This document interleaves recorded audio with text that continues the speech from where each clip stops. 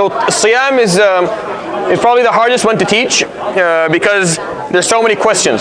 So I'm going to ask you all to refrain from asking stuff that are usually asked regarding Siyam. And at the end of the chapter, if there's still something that you did not hear the answer for, then you can ask me. I'll give like a Q&A just on Siyam at the end of the chapter, because easily this can turn into just a million questions. Is it okay if I use this? What happens if this? What happens if this falls in? And what? And it's an endless. It never ends. So I'll do my best in covering stuff, and then inshallah I'll give you guys some time for Q&A. So شرائط وجوب الصيام ثلاثة أشياء, and the conditions for Siyam to be obligatory are three things. There are three things that will make Siyam obligatory upon you. Number one, al-Islam. So if you have to be a Muslim, we don't ask non-Muslims to fast. Number two, al-Bulugh, which is reaching, becoming of age of maturity or puberty. And I talked about the difference of between the concepts of bulugh, both religiously and linguistically, and in a modern context earlier on when we talked about salah. So bulugh, it can mean puberty. For the majority of scholars, that's what it means, but it can also mean maturity. And sometimes puberty and maturity don't line up, especially nowadays, where maturity is coming a number of years after puberty sets in. Okay, and number three, wal-aqlu, which is sanity. Meaning the person has to be mukallaf. He has to be religiously responsible or legally responsible. You can't ask someone who is mentally not sane to fast. They're not obligated to do that. So it's three basic rules, three basic conditions. You have to be a Muslim, you have to be of certain age, which is bulugh, and you have to be mentally sane.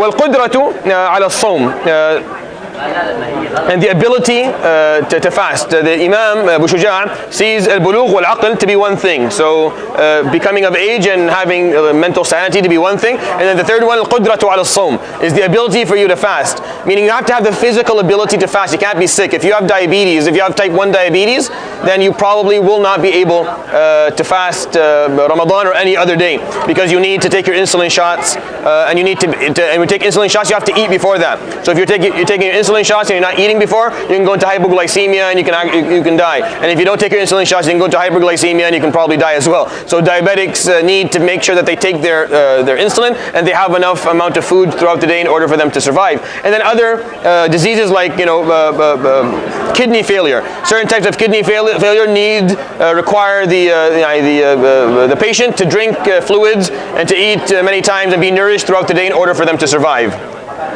So al-qudratu ala as-sawm, it's a subjective issue to a certain extent, meaning having the ability to fast is somewhat subjective, but it's also objective if we use medicine or medical advice as the criteria to establish whether you can or cannot fast, which is the better way to do it. Meaning a lot of what we're going to study now in the book of Siyam is to a certain degree outdated, because the scholars who are talking about these issues are basing their understanding of it, or they're basing their rulings on the medical science and information that existed at their time. Meaning they believed, or they understood, because they didn't understand how the respiratory system works in terms of, in contrast to the digestive system. They didn't know, so they believed anything that entered any of the orifices of the body would all enter your gut, or will give you nourishment. They believed that even what went to the brain would cause nourishment. So many, if you study books of fiqh that are old, contemporary texts in Shafiee and Maliki, specifically you'll find that they talk about فَإِنْ دَخَلَ الْعَقْلَ أَفْسَدَ الصَّوْمِ. If it enters the brain, then it'll ruin your fasting. But that's a problem, because what do you mean by entering the brain? Nothing really enters the brain. If it enters the brain, it probably means it's going to kill you anyway. And does it cause nourishment or not? So today, the criteria for something ruining your fasting and not ruining your fasting is based on a very much more advanced understanding of the human body and of medicine, which is what you're taking right now, bringing you nourishment of any sort. Is it entering fluids or food, whether solid or unsolid, whether it's or even water into the gut, bringing the body any type of nourishment. So that's the criteria that we should hold on to. So what we study right now in this text is very old, so certain things may not apply, and that's fine. No matter what text you're studying, no matter what madhab you're studying, you'll find stuff like that. I encourage everyone not to hold on to things that are no longer apply specifically from a medical perspective. So we'll continue. وَفَرَائِضُ الصَّوْمِ أَرْبَعَةُ أَشْيَاء. So first of all, we talked about the conditions, right? So conditions. Conditions for fasting. So the first one, Islam. Second one is maturity.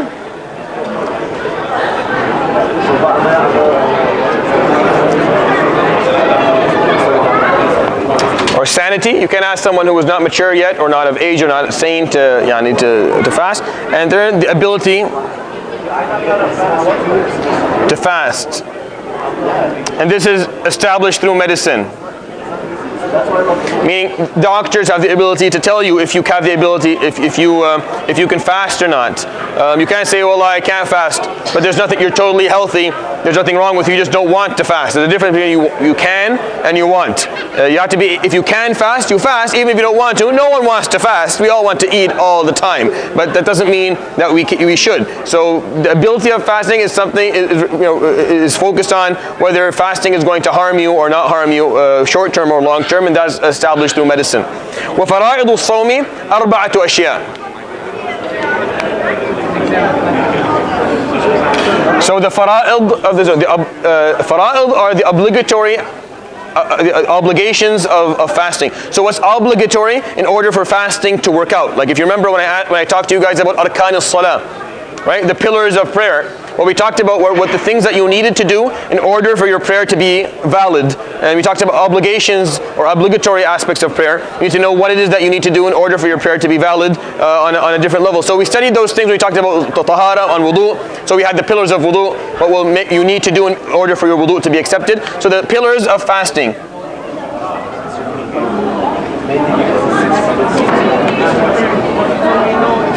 وَفَرَائِضُ الصَّوْمِ أَرْبَعَةُ أَشْيَاء. So 4 things are the pillars of fasting for the Shafi'iyya. Number 1, an-niyyah. Now, the way the Shafi'iyya see it is that the intention is given every night.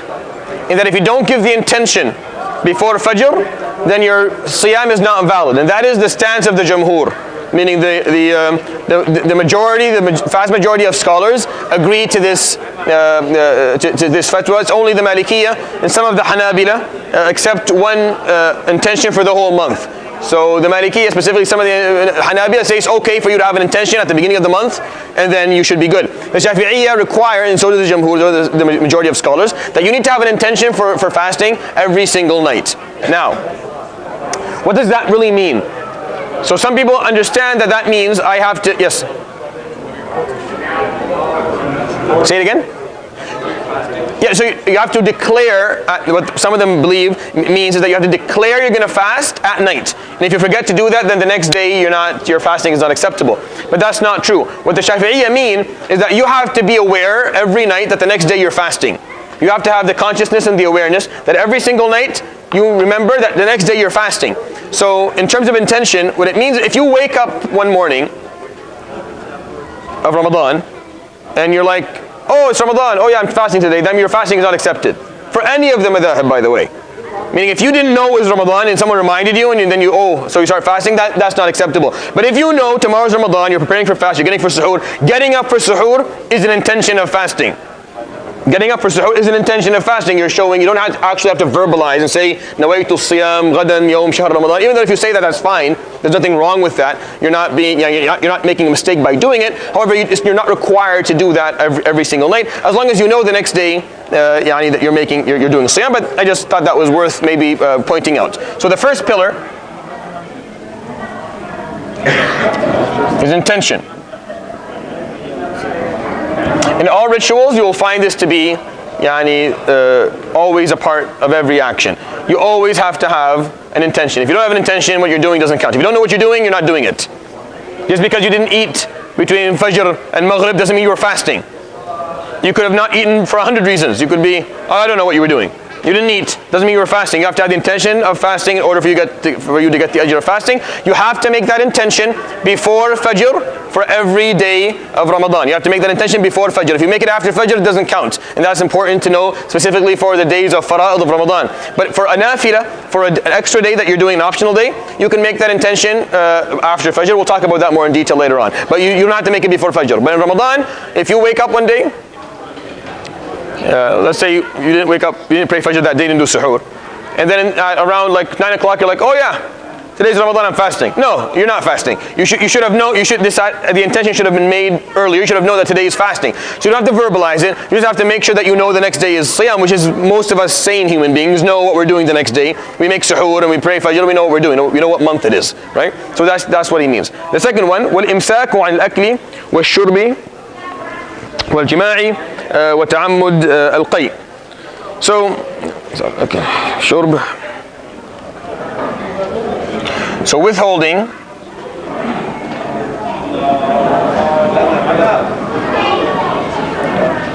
from eat and drink, withholding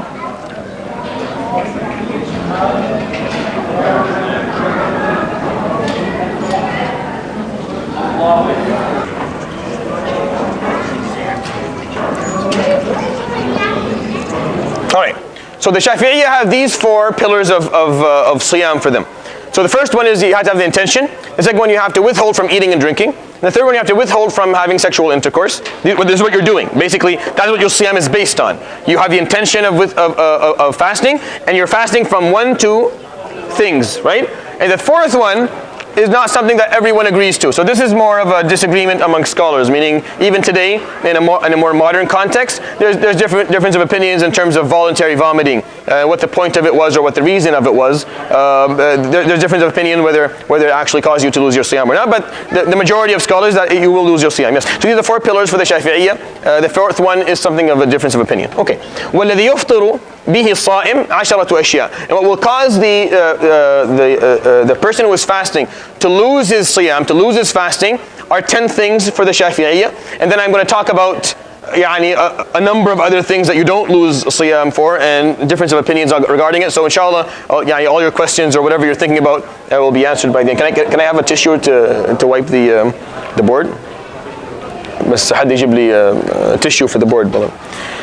For the first one, ما وصل عمدا إلى الجوف والرأس.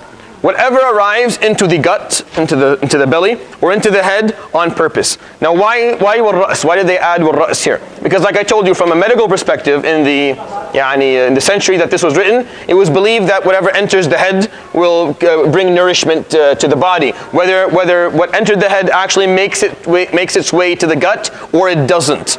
Some things, if you put through, because of the different passages that are connected from your ear, and your nose, whatever goes into those orifices, or even your eyes, they can make their way into the throat and into the gut. But some of them can't, and some of them don't, and they still believe that if it entered, that it would cause you to lose your Siyam, based on medical understanding of the time that today has changed quite dramatically. So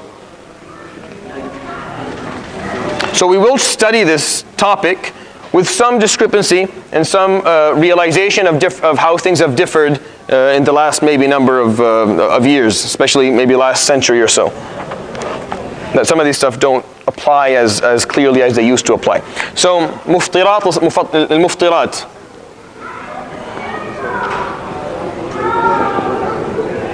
So invalidators of fasting. The Shafi'iyya count 10 things. First one, ما وصل عمدا إلى الجوف والرأس.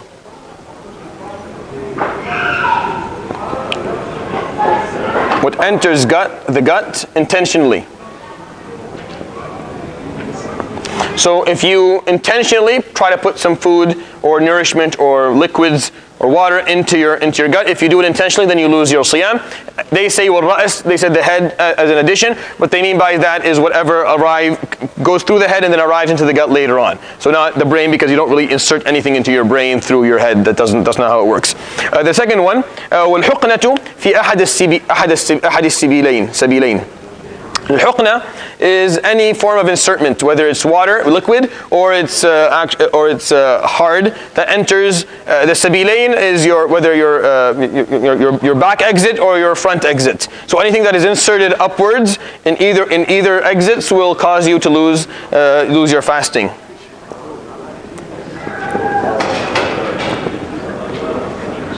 So in either exits. Now, with difference of opinion, of course, regarding, I'm going to tell you what the Shafi'iyya said, and then I'm going to give you guys what the Majlis Fiqh al-Islami, the International Islamic Jurisprudence Gathering of 1997 said, and then after that, the one in Morocco, the Nudwa Fiqhiyya that happened in Morocco a number of years later, and they covered through, they had a conference that went on for a number of weeks where they covered all these questions and they gave the answers, regardless of the madhahib, because all the madhahib have the same basics, reasoning of why something will invalidate your fast and why something won't invalidate your fast. The reasoning is the same. They just, because the medicine at the time was different, they differed in their answers. But the reasoning is the same. So today, since we have from a medical perspective, we know what is nourishing, what is not, what actually brings you, and then we have an ability to say what is going to cause you to lose your fasting and what doesn't, and we can kind of universalize or standardize the answers for these questions a bit better. However, if you do end up studying one day, let's say you specialize in fiqh one day, and you want to study what the madhahib said on these issues, it'll be a good 6 months of your life.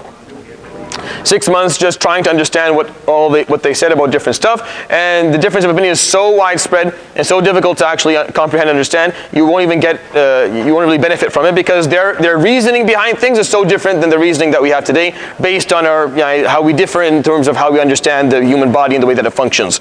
So this third one, وَالْقَيْءُ عَمْدًا. So voluntary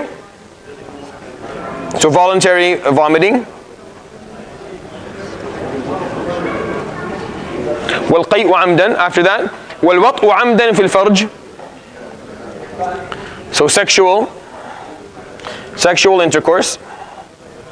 It says intentional sexual intercourse, but you should try and study the part of the books that talk about non-intentional sexual intercourse, and you can have a good laugh, because it's the scenarios they give you of non-intentional sexual intercourse is crazy. But sexual intercourse, I can't imagine it being non-intentional, or at least I don't think I have many examples. If you have an example, let me know about it. I would like to hear about it, but I don't know it being except intentional. وَالْإِنزَالُ عَنْ مُبَاشَرَةٍ. So intentional ejaculation, sorry.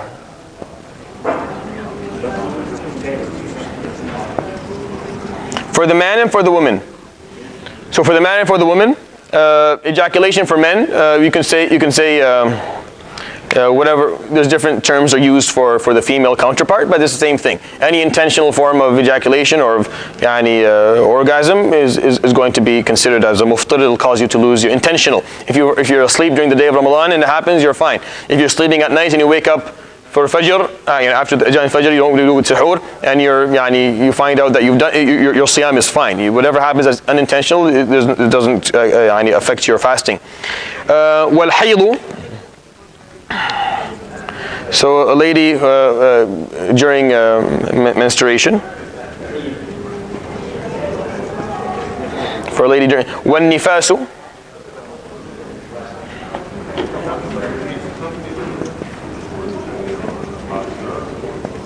So postpartum bleeding. People after the lady gives birth, she bleeds for a certain period of time. It goes up to 40 days on average. During those times, she does not fast. وَالْجُنُونُ وَالرِّدَّةُ. Insanity. And then ridda, which is apostasy. If you, in the middle of the day of Ramadan, leave Islam, you lose your fasting. Let's say you leave Islam al-Dhuhr and decide to come back at Asr, that day is off for you, even if you didn't eat. Right? Not that I think that happens very often, but if it does, you lose your day. You have to make up for it. Insanity, what I mean by that is, so the loss of sanity is focus, what it means is that, let's say you're someone who has a certain disease like epilepsy, for example, or maybe a psychiatric problem, and you lose consciousness for a certain period of time. So your mind doesn't, and you come back, then you lose your fasting for that day, and you continue that. You have to make up for it. Now, if you're someone who always, that's their problem, then there's different ways to fix that. I mean, there's different ways, different options you can do if you can't fast, because of, again, one of the conditions of fasting is your ability to fast. If you're someone who has a disease that doesn't allow you to, you're not always sane during the day, you lose that for any reason, then you don't have to fast. Meaning there'll be different options for you in terms of how do you make up for not fasting. Because if you don't fast, you have to make up for it. There has to be some form of making up for it, right? Yes. What about seizures? So that's what I mean. Epilepsy is usually someone who has different types of seizures. So epilepsy, there's like generalized seizures, partial seizures. There's different types of seizures in it. We have to talk about it in more detail. There's some types of seizures that are called petit mal, for example, where you just kind of you just zone out for like 5 minutes and come back. I don't believe that will cause you to lose your fasting. But someone who has a generalized seizure or any form of loss of sanity, loss of mental acuity, then you would have to, that would cause you to lose your fasting. So these are the things that will cause you to lose your fasting. What is agreed upon within these? So apostasy is agreed upon, obviously. Insanity, if it's full insanity, if it's full loss of mental acuity, then yes. Postpartum bleeding is agreed upon. Menstruation is agreed upon. Intentional ejaculation and sexual intercourse is also agreed upon. Voluntary vomiting, the majority agrees to it. Some of them don't. So the majority agrees that this is something that will cause you to lose your fasting. Some of them don't, a few scholars, but some of them have talked about that, because why would you lose your fasting if something is leaving your body? You lose your fasting if something is so when they talked about this being a reason for you to lose your fasting, they're talking about it from Bab al-Rahmah. Why does a woman who is menstruating or postpartum bleeding not fast? Because her body is already weak. She's already losing nourishment from her through the blood that she's bleeding. So we don't make it worse for her by asking her to fast. So if you voluntarily you do it on purpose, then you lose your fast based on that. But then the question is, well, those who vomit non-voluntarily, they don't lose their fast. So why isn't it applied to them? So there's a long argument here regarding this issue. The vast majority, they talk about it being, because there's a hadith of the Prophet ﷺ in al-Qay, if you do it unintentionally, then you don't lose it. When a mistaqa'a who tries to do it loses his fasting. So they stick to that, and that's the reasoning behind it. Now insertion in either exits, now here's a question mark, and whatever gets in the gut intentionally, of course, is the biggest reason of all. If you try and get food or liquid into your belly intentionally in any way, then you lost your fasting. You broke the basic reason of what you're doing, the concept of what you're doing altogether. Okay. Now I'm going to, we've read a number of things in the text so far. So I'm going to stop for a moment. I'm going to give you some information that will probably help you later on. Because whenever Ramadan comes, ask any sheikh who runs a masjid, what's the worst part of the year for him? He'll tell you the first few days, the last couple of days before Ramadan, the first few days of Ramadan. Because it's like deja vu every time. It's the same questions. It's like the first Ramadan ever. It's like no one has ever fasted before. And the same questions, he's bombarded with like a million questions. And everyone who asks him online thinks they're entitled to an answer immediately. And they don't understand that this sheikh has like 300 to 400 different people texting him the same question that he probably answered on the minbar on his desk like a million times every year for the last 15 years. But the same questions every year. And I don't understand what our problem is as an ummah. Learn about Siyam. You're going to be doing it for the next 40, 50 years. Learn about it and khalas, stop asking the same question. Ya Shaykh, what if I'm doing madmadah and then what? Where were you in grade 4? So just kind of know these things. So there's two topics that we have to understand. When it comes to, I'll give you like ideas to kind of keep in mind when it comes to talking about Siyam. There's something called قياس المغذي على غير المغذي.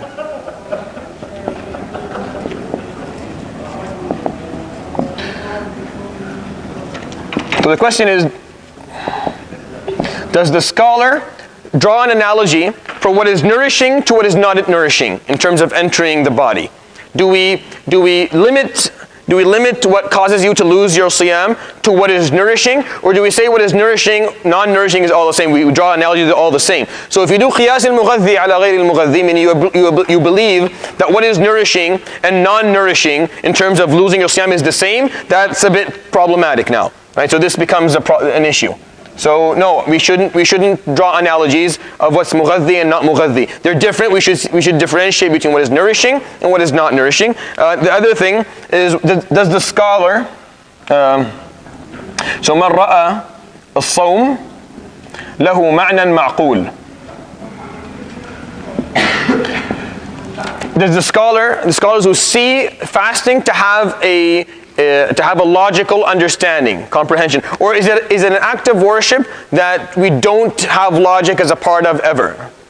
Right, so it differs. Some scholars will look at siyam, and I believe that that's the way to do it. Whenever you're looking at anything Allah subhanahu wa ta'ala commands you to do, there has to be a logical understanding of it if we're capable of breaking it down to its elements. So some people look at siyam as an act of worship that has a matn ma'qul, has a logical understanding or a logical purpose behind it, so you can draw analogies. And others look at it as an act of worship that does not that could defy logic, or we don't have to apply logic to it at all. That's why you do it, and that's why this is voluntary vomiting, for example, is something that is muftar, because even if it doesn't make sense from the concept of why nothing's going in, it's just that it doesn't have to. That's what he said, that's what we do.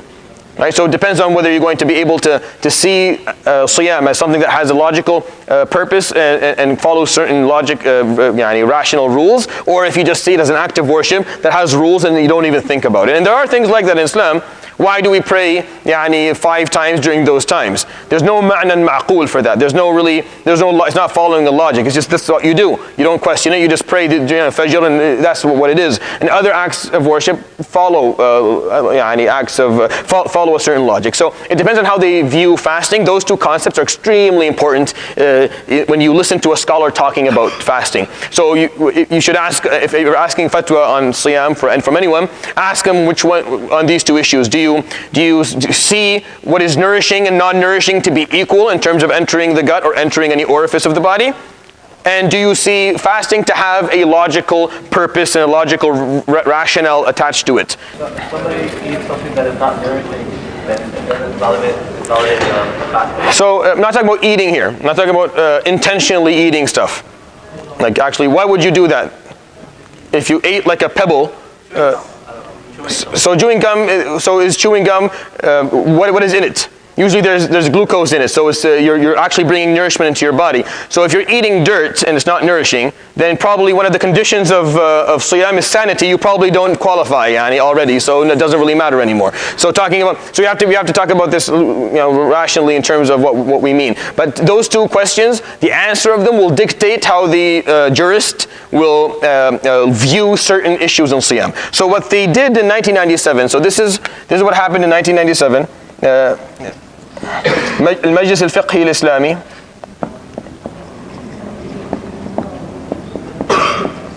they gathered up. I can't remember where they gathered up for this one. I think in Kuwait. I can't remember anymore. But there was 2 gatherings. This one in 1997 and another one in Ribat in Morocco.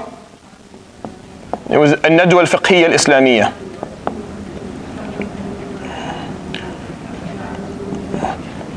I think it was a couple of years later. I can't remember in detail. I just know the results of these 2 gatherings and what they talked about. So they went through all the issues that will cause you to be muftar and not muftar. I mean, what will break your fast and what will not break your fast. So they came to a number of conclusions in terms of what breaks your fast and what doesn't. I will talk about what doesn't break your fast first. Okay. So what doesn't break your fast? This is with the agreement of everyone there. And you're talking, there's at least 45, if not more scholars, prominent scholars from all over the Islamic world. It's funny, I used to watch these things when I was younger. Oh yeah, thank you. Yeah, spelling is not my strong skill in what doesn't break your fast. So they came to agreement on what doesn't break your fast. And there's a number of issues I'm going to count for you. I wrote them down today because I wanted to make sure I didn't forget any of them. So the first one,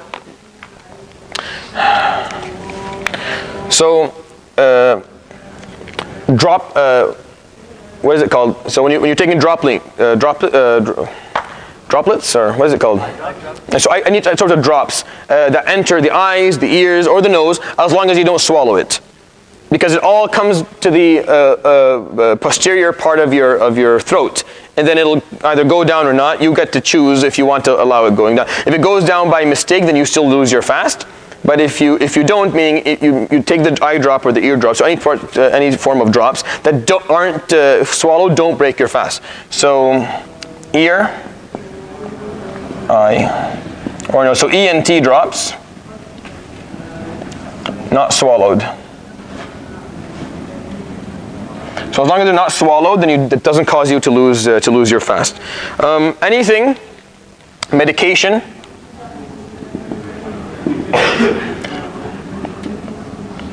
under the tongue,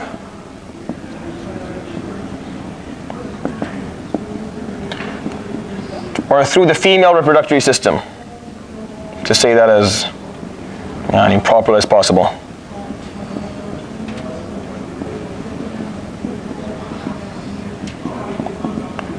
So if let's say someone's he's on nitroglycerin, right, because he has a problem with his arteries. So he puts a tablet right under his tongue. That doesn't go to the gut. That goes to a circulatory system that takes it immediately. Doesn't go through the liver at all. Doesn't even go through the liver. It goes immediately to the heart. So that is not considered something that may use your fast. Or anything that goes, and for the ladies, sometimes they need to take certain liquids or certain medications through their reproductive system. That doesn't cause them to lose fast at all. If you were to study, again, the Shafiee madhab will say, no, this will cause you to lose your fast, because for them, they didn't, medicine wasn't advanced enough for them to know that for them, this is going into the gut. If it's going into the gut, then you'll lose your fast. It's going to cause some form of nourishment, but it doesn't. We know that it causes no form of nourishment whatsoever. So if it doesn't bring anything into the digestive system or anything into the blood stream that will cause nourishment, bring any form of energy, so it doesn't increase the ATP in your body whatsoever, then you don't lose your siyam for it, right? Because that's what we're trying to withhold from. Now after that, yes. Can we control any eye or ear drops? So quite often you can stop it from going in when it goes through, but sometimes not. And it depends on how much. So if you squirt the whole thing in your eye, you're probably not going to be able to control it. But if it's one drop in each, then it usually doesn't actually make it into the eustachian tube and doesn't end up going into your gut. These are things. Again, if it does, then you lose your fast. But if it does, you don't swallow it, then you. So I said here not swallowed. Here there's an actual condition. The rest I'm talking about, there's no condition. Here's a condition. If you swallow it, you lose your fast. Yes? We move on. So after that, any insertion into the urethra. Say you go to the hospital and they need to insert a catheter because you can't pee, or they flood it with fluid. Sometimes they need to flood the bladder with fluid in order for it to, because there's stones or something. That doesn't make you lose your fast either, because obviously whoever's going through that is quite sick, but if he doesn't want to break his fast, you didn't do anything to break his fast yet. Again, back in the day they thought that the bladder was also a way for nourishment. I mean, they still thought that there was some way for what enters the bladder to bring some form of nourishment to the body, but that from a medical perspective we know for sure that that's not the case.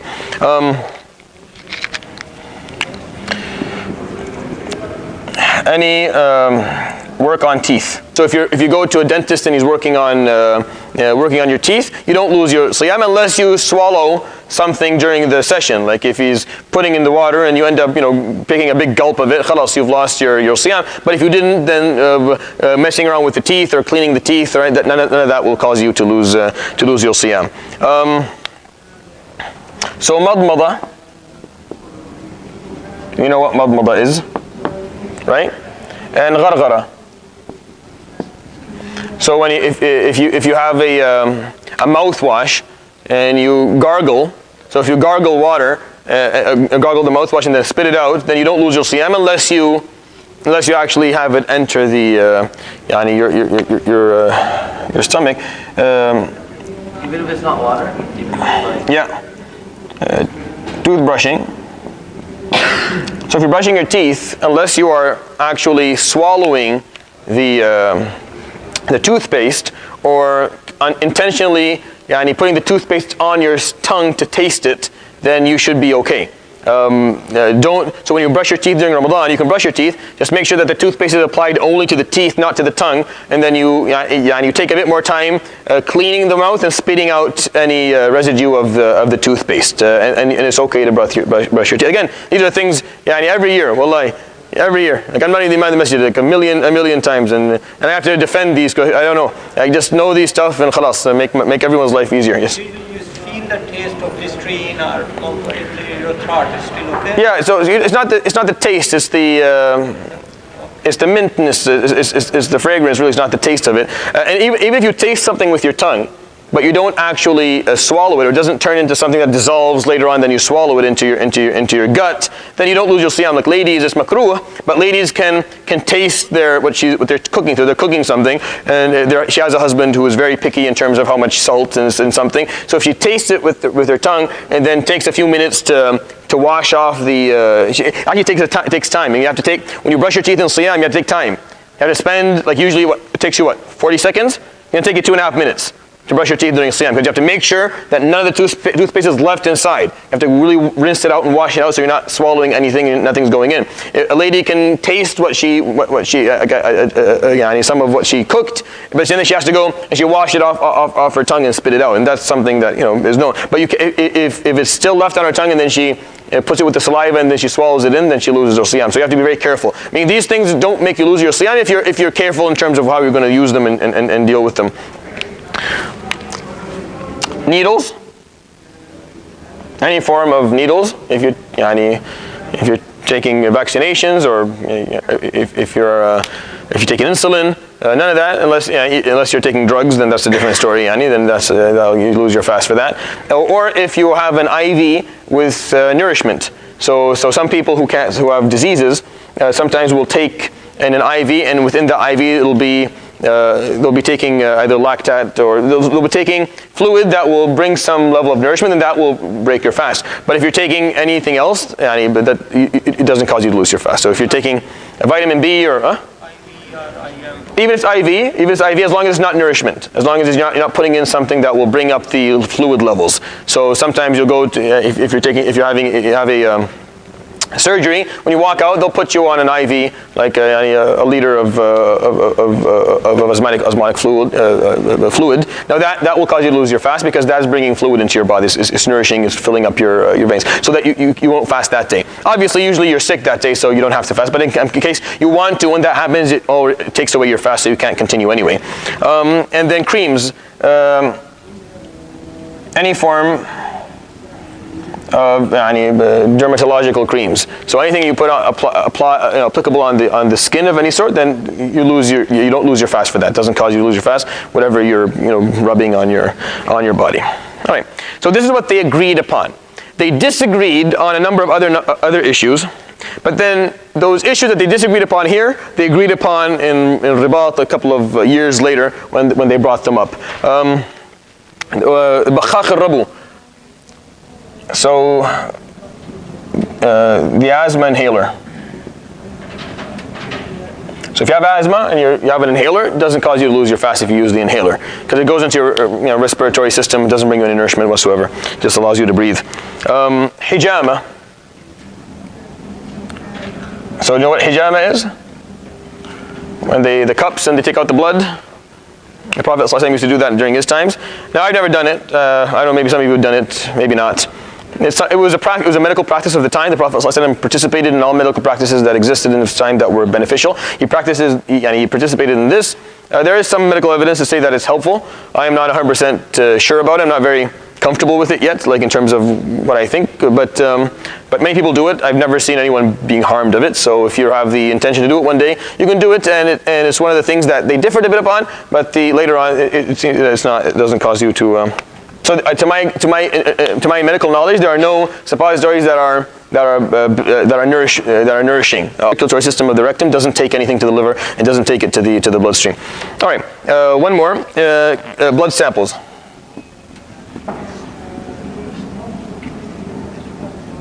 So giving blood does it make you lose your fast? Blood samples don't.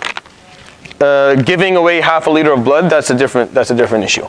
So if you give a half a liter of blood, they differ on that, whether that will cause you to lose your fasting. At least when I'm talking about these two major jurisprudent meetings where they talked about these things in detail. We'll talk about blood donation, inshallah, probably next time. But this is what I have so far in terms of what won't cause you to lose your fasting. So these things don't cause you to lose your fasting.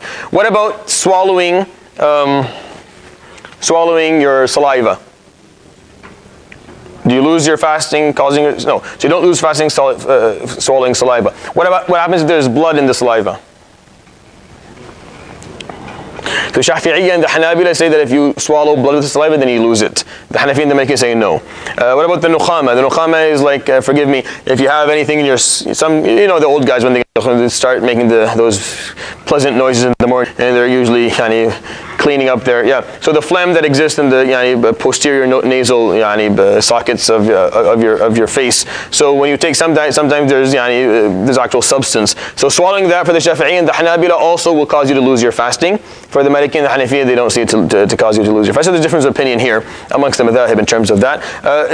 You're better off of course, spitting that out or putting it. Brush your teeth and you injure your gum, and then you start bleeding. So bleeding, does bleeding cause you to lose your fasting? No, but swallowing blood. See? Swallow it. Yeah, you feel. So again, bleeding is not one of the issues that will cause you to lose your fasting. Right? Bleeding is not one of them. However, swallowing blood for the Shafi'i and the Hanabi will cause you, if it's and for the Hanafi and the Maliki, if it's large amounts, you lose it as well. If it's a mouthful of blood, then you lose your fasting as well. But they're talking if there's a small injury to your to the gum, and you're swallowing. For the Hanafi and the Maliki, it's fine. For the Shafi'i and the Hanabila, no, you have to spit it out. So be careful. So if you have very, very sensitive gums, then don't brush your teeth in the morning. But that also applies to siwak. So we're supposed to use the miswak, and the Sahabis use the miswak and use it almost all day during Ramadan. Imam al-Nawawi said you shouldn't do it after zawal, but then he left that, the Shafi'i left that opinion and adopted the opinion that you can do it any time during Ramadan. But if you're going to use it and you're going to injure your gum and bleed, then the same thing is going to apply to you as well. So you have to be careful. So these are the things that don't cause you.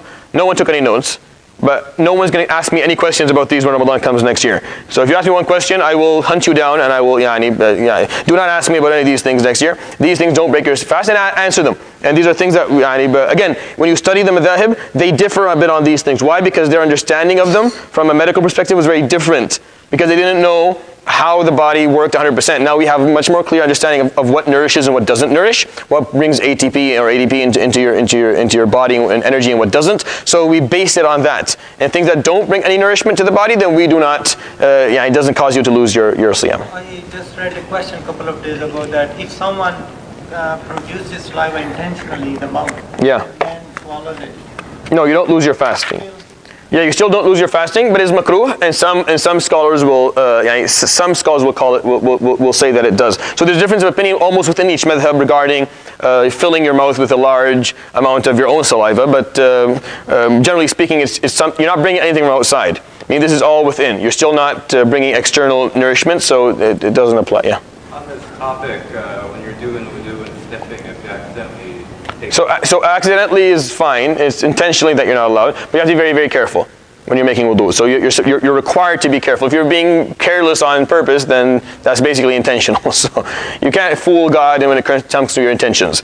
So if whatever happens accidentally is accidental, it's fine. And what doesn't happen accidentally, there was an intention behind it, then you lose your fasting based on it. So just be careful in terms of what your intention was. You said the saliva is part of the body, but also the blood is also part of the body. But how come if we swallow it, then it invalidates? There's no nourishment in saliva. There's nourishment in blood. So blood, when it goes to the stomach, there's elements in it. There's different that can re-nourish the body to a certain extent. So it's a bit different. Yeah. What about blood transfusion? Yeah, when we talk about the blood donation, we'll talk about that, inshallah. We'll go into there'll be its own section, inshallah. Yeah. Bleeding from any body part will break. What? Bleeding. Where is bleeding? Right, there's no bleeding. So try to keep in mind that bleeding does not cause you to lose your wudu or lose your siyam. However, blood has to be removed from the clothing on your body so you can do salah. Excessive bleeding can cause you to probably die. And the last thing you're thinking about when you're bleeding is, if you're actually bleeding, is whether I'm fasting or not fasting. No, try not to die tonight, and then we'll talk about your fasting inshallah next time. But small amounts, of course, that does nothing, but large amounts, that's different. Okay. So we'll just read one more sentence, inshallah. وَيُسْتَحَبُّ فِي الصَّوْمِ ثَلَاثَةُ أَشْيَاء. And three things are recommended during Siyam. So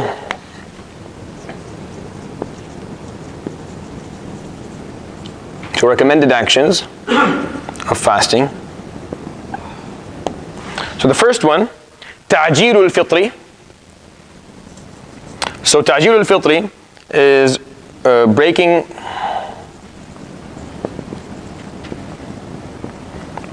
breaking your fast as early as possible. What do I mean by that? I don't mean at dhuhr time or al-asr. I mean at maghrib. When the maghrib adhan goes off, break your fast immediately. Don't wait for later on. The earlier you do it, the more ajr. And that's out of the rahmah. Because this is where bid'ah comes up. So fasting is good. So fasting for how long is good? Fasting for 12 hours is awesome. See, we start from Fajr, we go to Maghrib. Well, how about fasting 14 hours? So I got more ajr for that, right? And then we start this non-ending cycle of fasting. Okay, well, I can do 16. Oh, I can do 24. I can fast for a week. I can fast for a month. No. Immediately, the time Maghrib goes off, immediately break your fast. Don't play around. Allah subhanahu wa ta'ala asked you what He wanted you to do. Do it. Not asking you for more. He's not asking you to push the limits on these things. Actually, there's harm in it. So just fast. And intermittent. By the way, intermittent fasting. I don't know if you guys keep up with these things. Today, when it comes from a fitness perspective, from a health perspective, when you talk about intermittent fasting, it's becoming more and more of the benefits of it is being studied more and more. So it's actually fasting is very healthy. Now, why don't we benefit from it as Muslims? Why do we become fatter after Ramadan? Because we don't really fast. We just overeat at night.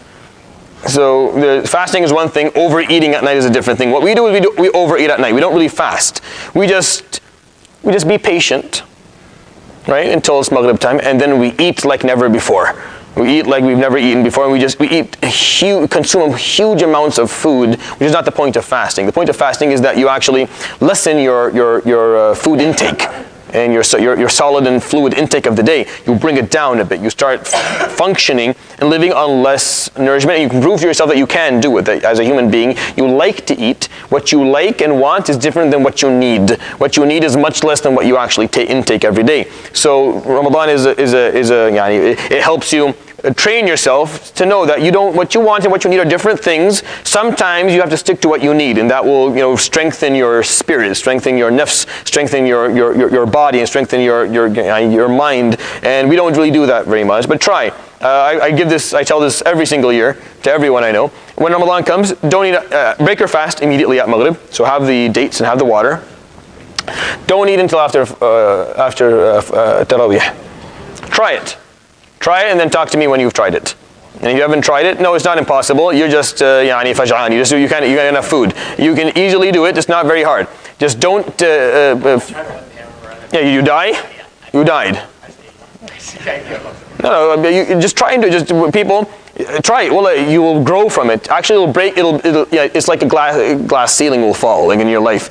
You will stop fasting just for the adhan of Maghrib, because you're like, well, you're not going to eat a Maghrib anyway. So whatever, you stop thinking about food, you start fasting for a different reason. And I've been doing it for like maybe 18, 19 years, because it wasn't out of choice, it was out of necessity, because I couldn't do Taraweeh if I ate. And the first 2 days of me doing Taraweeh, I ate at Maghrib, and then I stood for Taraweeh, and you don't notice this, but you burp between 200 and 250 times in the next 2 hours after you eat. I found that out the hard way. Like we were trying to read out Al-Fatiha in the middle of it, like 5 burps coming at all time. Try to be quiet, and wait until they all come out, and then everyone's like, Iyaka na'budu, Iyaka nasta'in. I know it's Iyaka na'budu. Give me a second, I can't breathe, ya Sheikh. I know what the next ayah, Surah Al-Fatiha is, I just need a minute. And then it doesn't work out, and you start forgetting because you didn't memorize. Because when your stomach is full, you have less energy and your memorization, your mental acuity kind of decreases and plummets. So when you don't eat, you're much more energetic and you can do it. So I stopped eating at Futur. I started eating after Taraweeh. I've been doing it ever since, and you should try. It's actually it's a very healthy habit. I'm not very healthy. Don't use me as the paradigm of this, but actually it is a very healthy habit to try. So the first one is Ta'jeel al-Fitr. Break your fast immediately. Don't play around. Second one, Ta'khir al-Suhoor. Having suhoor. So suhoor is the meal we have right before Fajr, as late as possible. So you don't have it at Dhuhr either. Have it as close as possible to Fajr time. Like look at when Fajr actually starts, have it as close as possible to Fajr. The third sunnah, وَتَرْكُ الْهُجْرِ مِنَ الْكَلَامِ, which is do not use improper language, or don't be offensive. So this is a linguistic issue. It's a matter of manners. So having good manners, not being offensive, not using improper language. So it's okay to use improper language any other time? No. But obviously not. But the idea here is especially when you're fasting, make sure that you're not being explicit, you're not being rude, you're not being obscene, you're not being improper, you're not being unkind to people, because that will cause you'll lose a lot of the ajr that you potentially will get from your siyam. Because what you're doing when you're acting like that, what you're actually doing is you're using fasting as an excuse to be unkind. Like you're using fasting as an excuse for you not to be a good person. The whole point of fasting is to improve your ability to be a good person. Meaning, because you're lessening your food intake. You're no longer functioning on those primitive and instinctive levels. You're trying to kind of rise above them. So if your focus is always on, if you're always being unkind and screaming and yelling and mistreating people, and you're always on the edge and you have a bad temper, then you're not really doing fasting properly. You're not understanding the point of it. So make sure that you kind of consider that when you're fasting. Yes. You come across any literature on shuja and what? So what Maryam alayhi salam did? No? Yeah. No, but like what are the Zakaria, yeah. rules pertaining to like what kind of speech, like whether you should restrict the amount of speaking that you do, or?